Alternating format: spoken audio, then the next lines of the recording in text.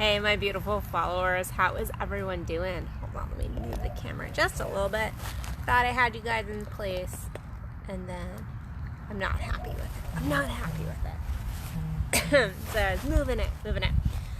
So I am sitting out here in my backyard. I absolutely love my backyard. People tell me all the time, other coaches that I'll talk to, and just even other people that I know in my personal life that watch my videos, they're like, you should get a cool background, or you should do this. And like, I actually love my backyard. I love sitting on the ground and getting grounded and talking with you guys, or going on a walk and being real.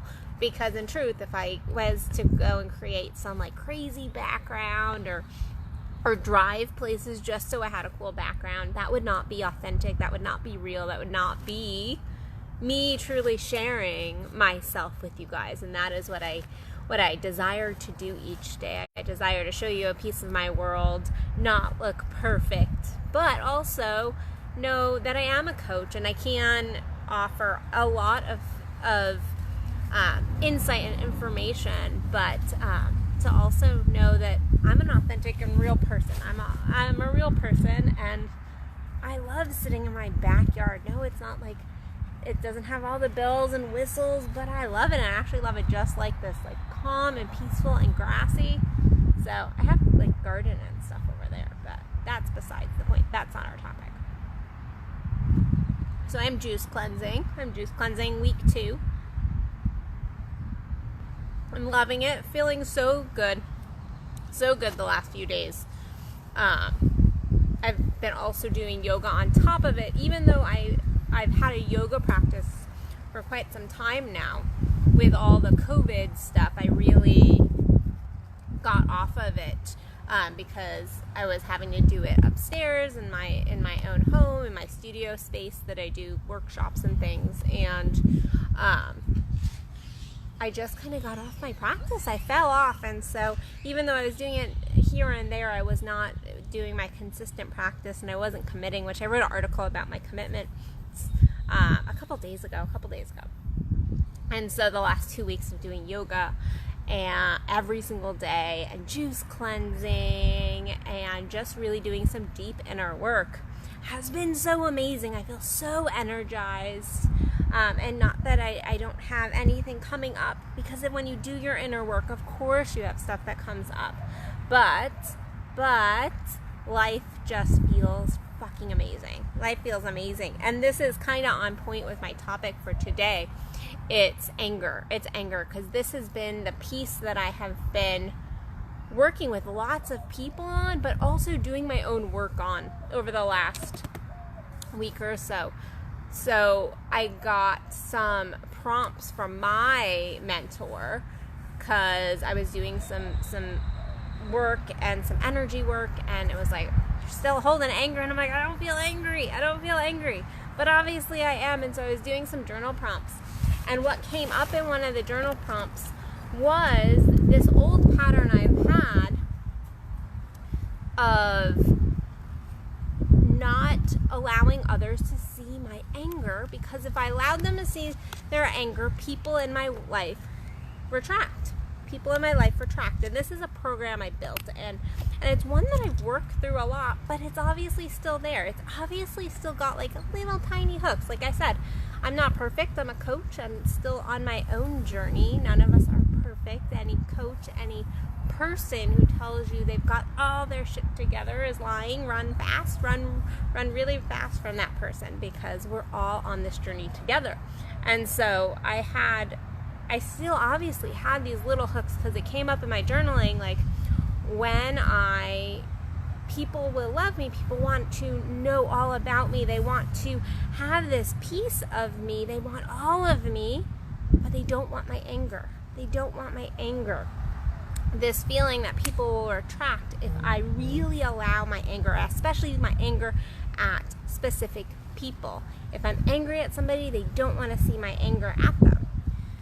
And so I started really thinking about this old belief system, because this is a really old belief system that I have, and obviously I've done my work, and so it's deeply rooted. And so trying to do some of my work, and I did that work, and I'm still continuing to do that work. It's not like overnight work. And it really got me thinking about how we tell people all the time, I want all of you.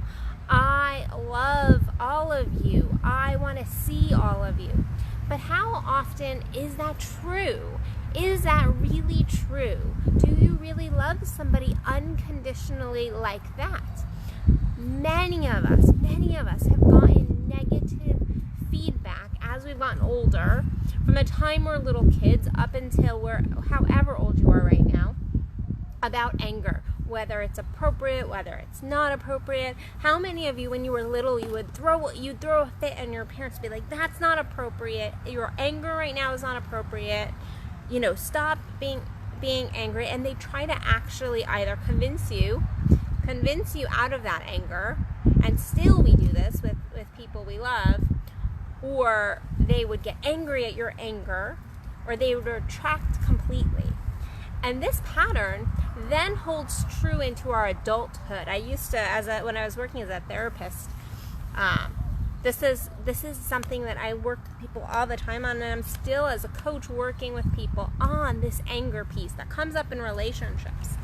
We go, oh, I love you unconditionally, but as soon as somebody gets angry, which is a normal human emotion, we like to go, oh, anger, it's like below me, I'm spiritual. Like, that's bullshit. If you're not experiencing your anger, if you're not seeing it, then you are doing yourself a grave disservice in doing your shadow work, in loving yourself, in seeing yourself. But a lot of us, we have our own shit around anger. And so when somebody comes to us with their anger, whether it is anger at us or anger at somebody else, we try to fix it. We try to convince them why they shouldn't be angry. We try to move them into emotion. We don't allow them to just have their space. We don't hold space for them in their anger. We go, oh, you shouldn't feel like that, or this is why, or here, get into your logical mind here. How does that other person feel? No, we try to convince them out of it instead of letting them have that moment to really process through, and then move through it into a different emotion. If somebody's not moving through it and they are stuck in anger, that is different. If somebody is completely in their ego and not willing to see it at all, see where their anger is coming from, that's different. But if somebody is just needing space and you are retracting, you are pulling away from them because of that anger, then that is your shit. That's your shit. That's you not loving all of them. That is you and your humanness, because again, we all have wounds around anger. We all have our belief systems and what we've learned around anger. But if you truly want to love somebody, you have to sit with them in their anger. And sometimes that anger is at you. It's at you. And what a beautiful space to sit with somebody and let them be angry at you. And not jump into your ego, but to just sit. And not sit thinking in your head, oh, I'm so angry at that. Like, not going in your head, but truly just holding the space, being present with them, not jumping into your ego, allowing them to have their moment. What a beautiful, loving space to just sit with somebody and allow them to share with you what has bothered them, or where you made them angry, or where you upset them. How loving is that? So incredibly loving.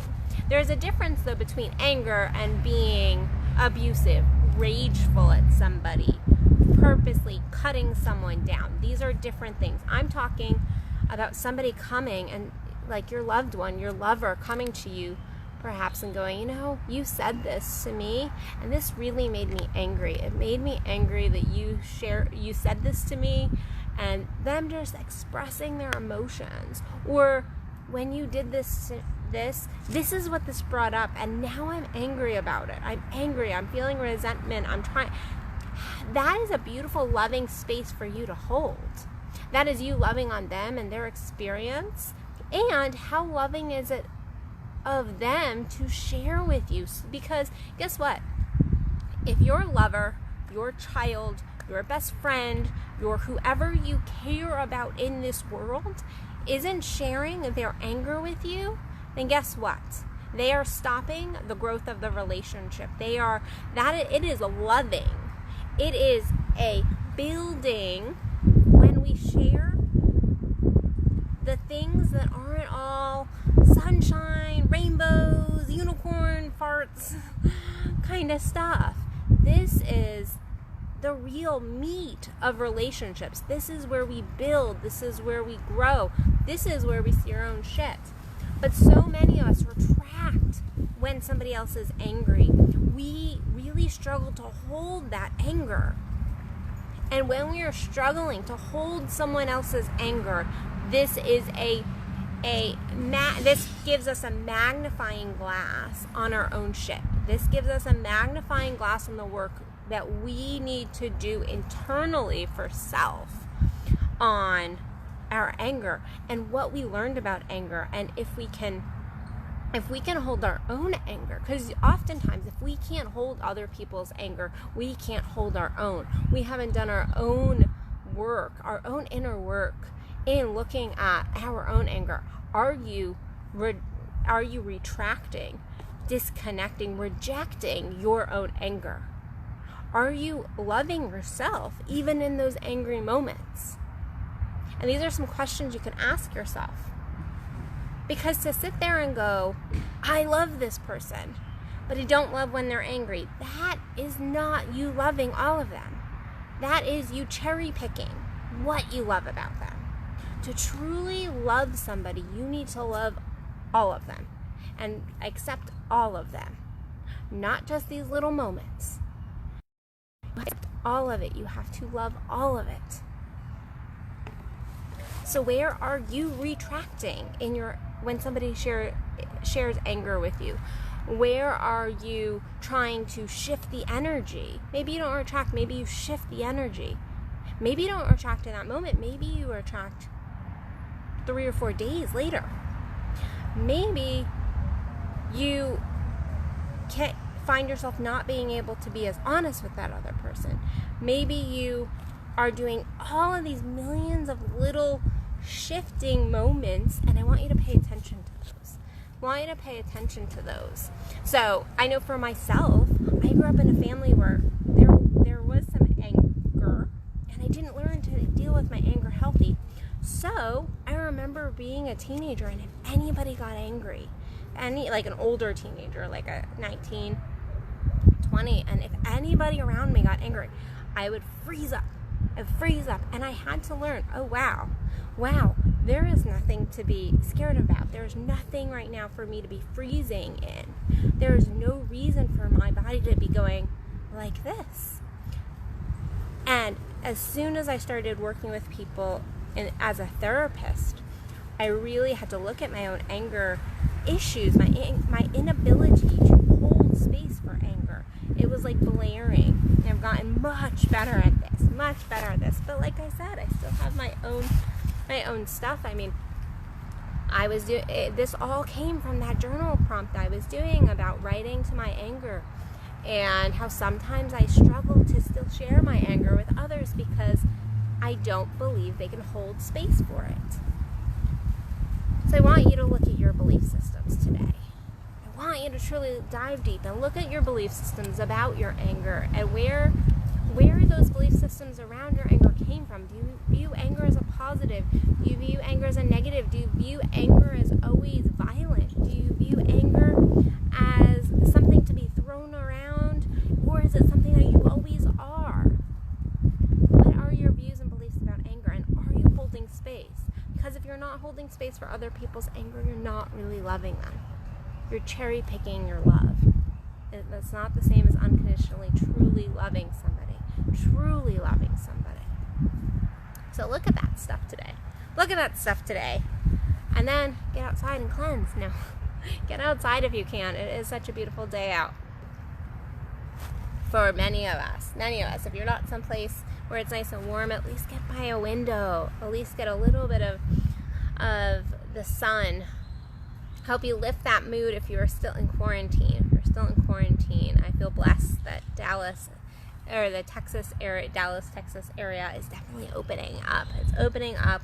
Our restaurants are opening back up, and things are starting to get a little bit more on point. So All right, guys. Well, that is my topic for today. So if you want to check out my fast track coaching, there's only a few more days left to get that, so I'm not going to go through my whole spiel. Check that out on my website, addisonbell.net. If you want to work with me one-on-one in a deep dive, then please, this is a beautiful time of year to do it. It's spring, we're going into summer.